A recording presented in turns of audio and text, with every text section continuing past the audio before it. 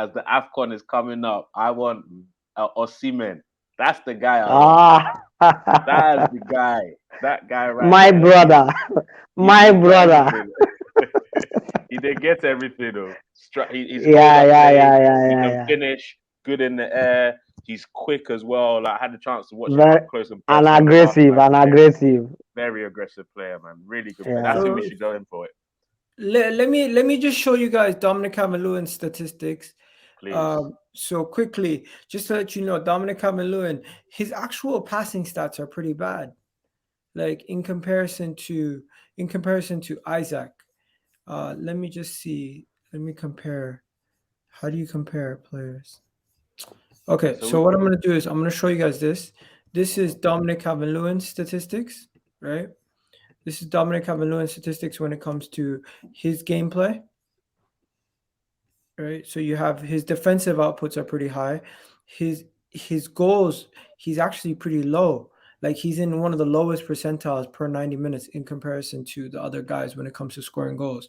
Like he's not that prolific at all, right? When we look at in comparison to some of the other guys that we look at. Now, let's look at Isaac. Alexander Isaac in comparison, if you guys see Alexander Isaac, that was Dominic Calvert-Lewin. Now this is Isaac. Isaac is way more prolific and way more creative. If you can see the green arrows, hidden dribbling, progressive passes, non-penalty goals, overall the total shots, his ability to create assists, ability to create his own shot, like he's a lot better overall, right? As you can see in comparison to that. Now, who else is there? People are saying Jonathan David, right? yeah, Jonathan David. But let's see what he has to offer. Now, Jonathan David, wow, surprisingly, statistically, he is just up there with the goals. Also, he's doing pretty good. He's doing pretty good. Jonathan David, his statistics are impressive. Also, if you look, he's up there with goals this season, passing, creating, dribbling. He's not as high as some of the other things, but progressive passes, progressive carries, pass completion, he's up there. Goals, he's up there this season, and he's also doing the defensive output. Now, from what this tells you statistically, it tells you that Isaac and Alexander are clear of Dominic Calvert-Lewin. But then the final thing, there's Dušan Vlahovic. He is surprisingly very good in one category. Everything else he pales in comparison. The final person to show you guys. Azan, the link is at the top.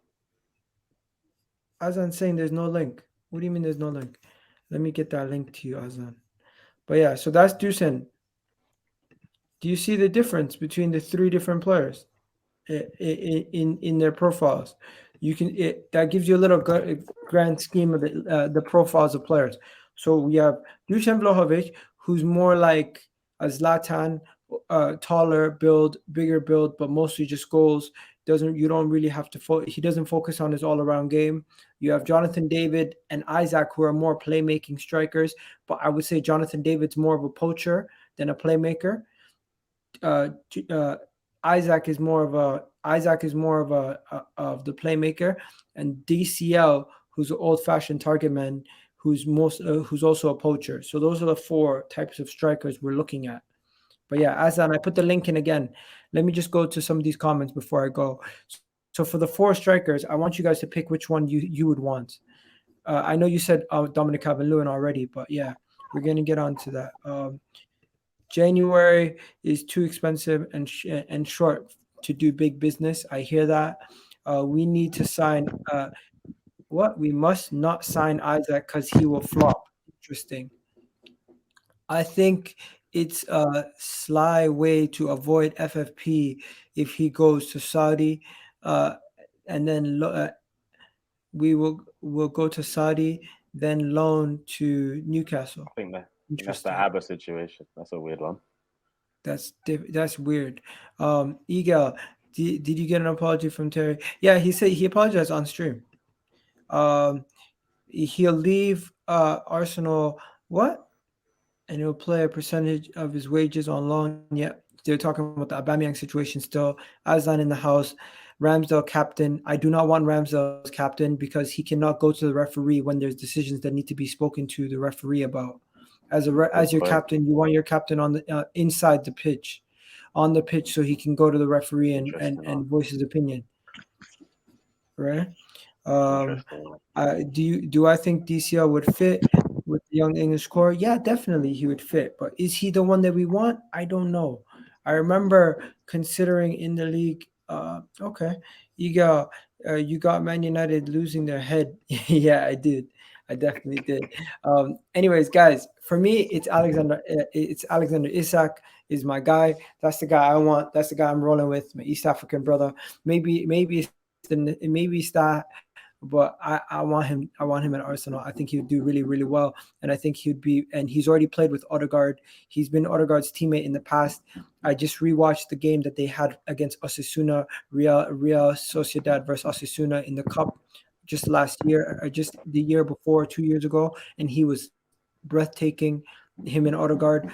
Odegaard got a goal and assist that game, and Isak got one goal. It was amazing. But yeah, I'm gonna go to you, Vincent. What are you saying? Actually, I still go with Calvert-Lewin. The reason why I'm going with him, Vincent, is because he does what Lacazette. Does he? The way Lacazette holds up play and link up with the midfield and the flank is what Calvert-Lewin does. And I want a striker that. Let me stop you. But is Calvert-Lewin gonna go into the midfield and play DM like Lacazette does? I think if the coach wants him to do that, I think he can adapt. It's all about what the coach wants. No one can play Yash ball like Lacazette, so he always uses his Yash to. Yeah, I understand. So it's all about the system. It's all about the system the coach is playing with the striker. If the coach wants him to play that, if the coach wants him to do what Lacazette does, I think he can adapt to it. He watches Arsenal, so if coming to Arsenal, he will know what the coach would demand from him. And what I need is a striker that will be getting into the end of all these crosses Kylian Mbappé will be given. I need a striker that will be scoring goals with his head. I hear that. There's definitely a lot of logic to that sense. Azan, what are you saying, bro? Yes, people. Big up. Good morning to everyone in the chat, everyone on the panel. Good morning, bro. So we're chatting about some of the stuff going on around Arsenal, and we're just talking right now about Dominic Calvert-Lewin, Jonathan David, Alexander Isak, and finally, who was it? Vlahovic. So who would you take? Bro, you know who I would take. It's got to be Dušan Vlahović all day, every day. Yeah. For me, that guy is doing bits right now in Italy. A lot of people said, okay, last season for the young age that he's at, he's currently 21. End of this month, he's going to be turning 22. But last season, the guy was on fire. Yes, that was his most prolific season to date. But he's continuing on that form this season as well. Yes, he's going to cost quite a bit of money, but not anything near, I believe, what Isak is going to cost. And also, look, let's not forget, really, you've got a player on loan at Fiorentina in Lucas Torreira. So if we could use that as a make-weight bargaining chip in that deal, it makes perfect business sense. You believe that we can get Vlahović for cheaper than Isak, for real? Well, Isak's release clause is around 90 million euro. I think it's 90 million euros. So, I mean, depending on the day of the exchange rate, it's around the mid 70 mark in pounds. So Vlahović, he's got 18 months left on his deal. Like, out of all of the strikers that you guys have spoken about, they're all around the similar ages. Well, apart from DCL, but like the likes of like Jonathan David, Isak, and Vlahovic, and I believe even Victor Osimhen. He's one of the youngest, and out of all of them, he's got the most less time remaining on their current deals at their respective clubs. So for me, it like the stars are aligning. We've got a player out there on loan in Torreira. It makes perfect business sense for me. Now, obviously, if we somehow sell Torreira to Fiorentina, that deal becomes permanent, and we don't sign Vlahovic, then like my option number 2 is then Alexander Isak. Like, we have to get a striker in Jan, because if we leave it to the summer, there's going to be more interest in those strikers.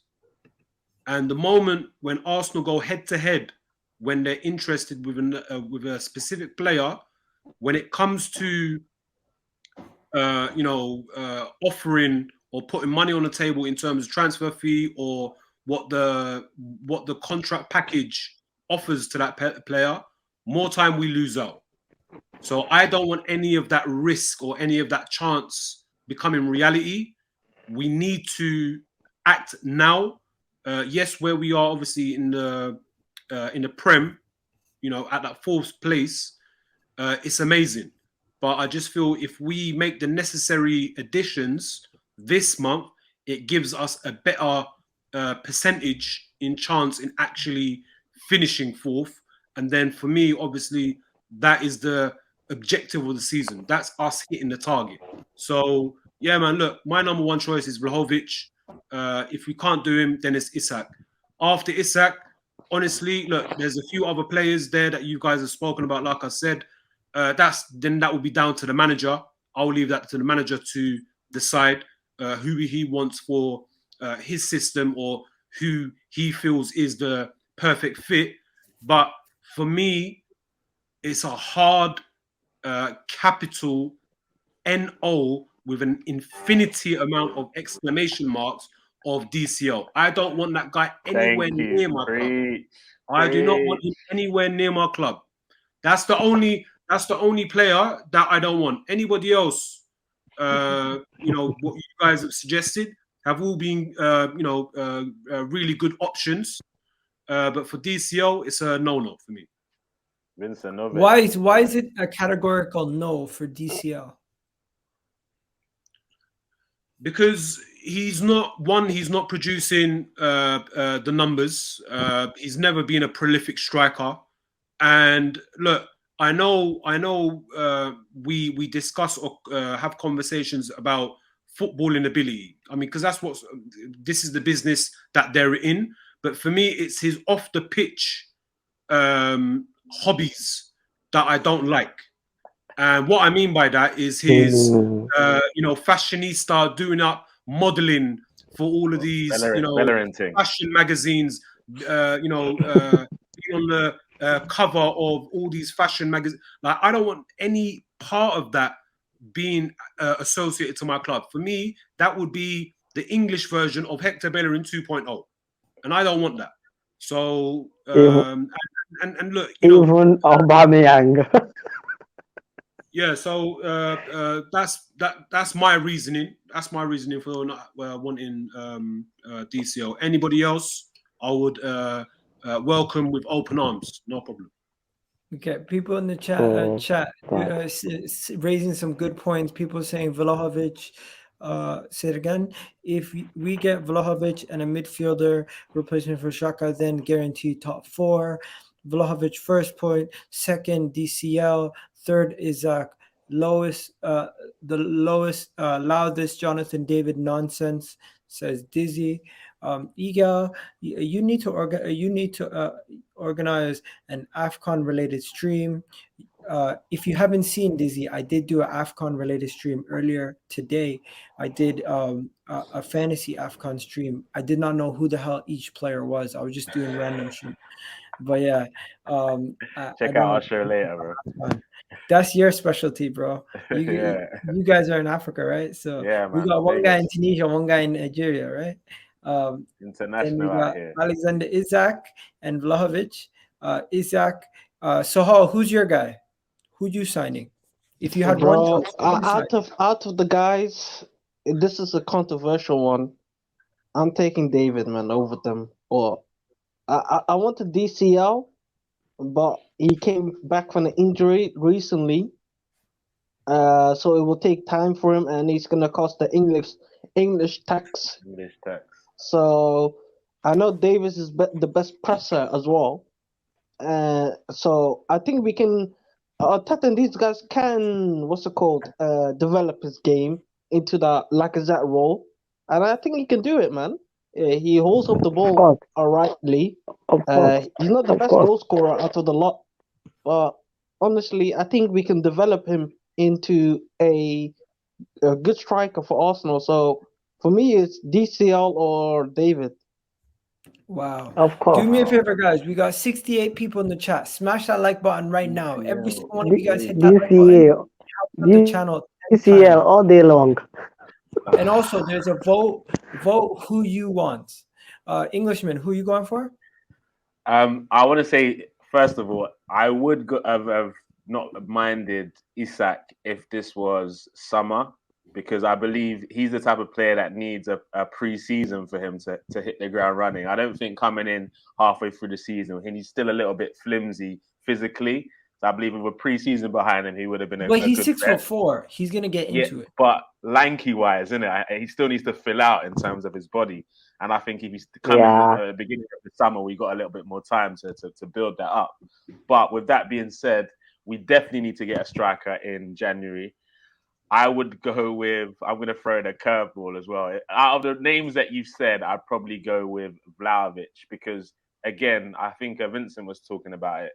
He allows players like Saka and Tierney to take advantage of how good their crosses are.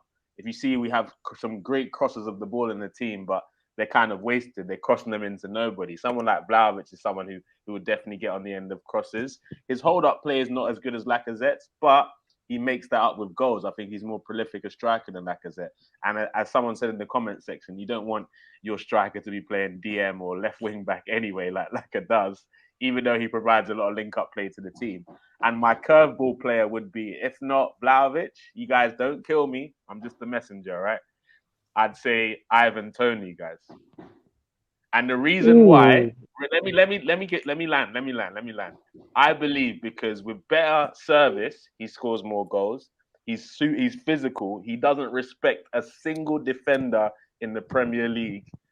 And I believe he was kind of marketing himself for a move to Arsenal earlier on in the season after he had such a good game against us. He said Arsenal won't be good until they sign a striker.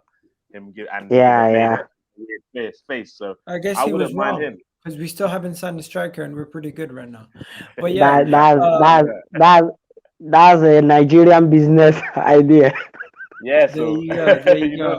Now. People in the comment section saying Odegaard and Isak would make good chemistry. Isak is attacking and Wan-Bissaka. What? Is an attacking. I don't even know. Isak is an attacking. He's an attacking Aaron Wan-Bissaka. Awkward when dribbling. I don't know if you've watched him. Compare him to Aaron Wan-Bissaka is ridiculous. Please let us know what you meant, bro. Please let us know what you lads, meant. I can't. Why can't we go in for Haaland? Hilarious. I don't know if we can get Haaland, but that would. The thing is, Haaland has the biggest clubs in the world after him. I think he's probably going to go for a Man City move. That's the move he's going to go for. I don't bro. Sorry, I remembered something yesterday. Yesterday when we were watching Manchester United match, one Arab man here nearly smashed the television because of one